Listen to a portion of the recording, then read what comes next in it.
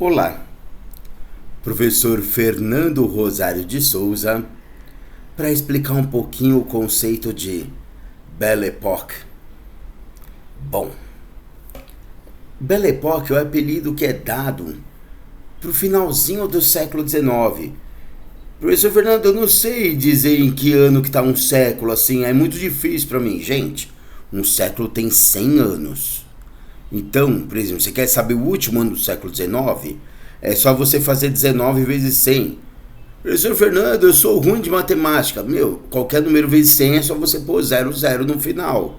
19 vezes 100, 1900. Então, finalzinho do século XIX, por volta de 1900, tá? É quando as pessoas acreditavam que a humanidade tinha chegado no auge. As pessoas, assim, os europeus, né? Acreditavam que tinha chegado no auge do progresso, da tecnologia, dos avanços, né?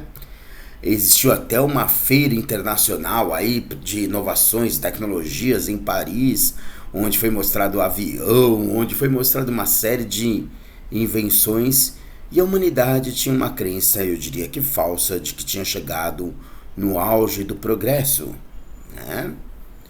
Ao mesmo tempo, estava ocorrendo aí, deixa eu só mexer aqui um pouquinho que está cobrindo, né? Na Europa também, uma série de unificações, principalmente da Itália e da Alemanha.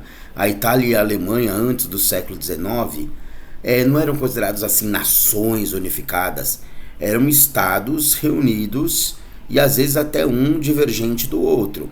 Então na Itália a gente tem uma região chamada Piemonte, que é muito rica, é só você lembrar que o Piemonte tem um monte de dinheiro, onde os ricos empresários ali vão querer que todos os estados sejam unificados para ampliarem as chances de negócios. Ah, Fernando, mas eu ouvi falar que também tinha uma região pobre chamada Sardenha, que tinha um líder chamado Garibaldi, que queria unificar porque acreditava que os trabalhadores unidos também teriam mais chances de reivindicação. É verdade. Esse Garibaldi, líder dos camisas vermelhas, depois vai até fugir para o Brasil, depois que a Itália for unificada, porque ele será perseguido pelas camadas mais ricas e ele vai ajudar aí na Guerra dos Farrapos, na Revolução Farroupilha. Bom, quanto à unificação alemã, o estado mais industrializado que queria a unificação dos vários estados era a Prússia. E aí o líder de lá, um cara chamado Bismarck, ele até fez uma guerra contra a França, porque acreditava que contra um inimigo externo o povo alemão ficaria mais unido.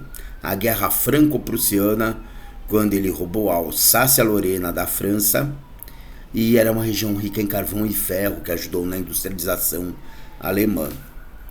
Nós temos uma série de conflitos menores ali, e nós temos os países produzindo muitas armas, tendo uma verdadeira corrida armamentista, principalmente com a alegação de que precisavam proteger suas colônias.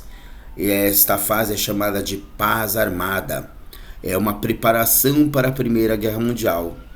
E na Belle Époque também a gente tem as divergências aí, as polarizações aumentando. Como eu já falei, a França vai querer a Alsácia-Lorena de volta depois da Guerra Franco-Prussiana. Então a França vai nutrir uma rivalidade, não sem motivo, contra a Alemanha. No leste europeu, nós temos nações que foram colonizadas por um povo bárbaro chamado eslavos.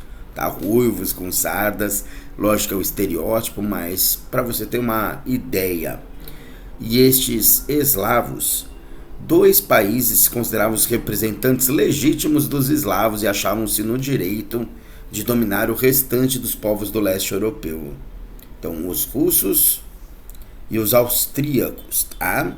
Então, a Rússia e a Áustria, o Império Austro-Húngaro aí, vão disputar a liderança do leste europeu, chamada de pan-eslavismo. Quem é o líder dos eslavos? E nós vamos ter o imperialismo britânico, a Grã-Bretanha, a Inglaterra, disputando aí mercados, principalmente com a Alemanha.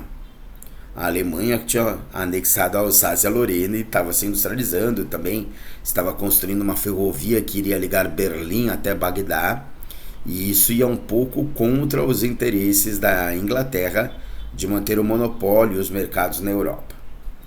Você consegue perceber então que a Belle Époque, apesar de ter um aspecto aí de polarização positiva, tem uma série de tensões se formando que vão levar à Primeira Guerra Mundial. A Belle Époque é aí a sementinha que está germinando e vai surgir na Primeira Guerra Mundial. Gente, espero que você tenha tido uma visão ampla aí da Belle Époque. Apesar do vídeo ser curto, tentei falar os pontos principais, tá bom? Um grande abraço e até a próxima!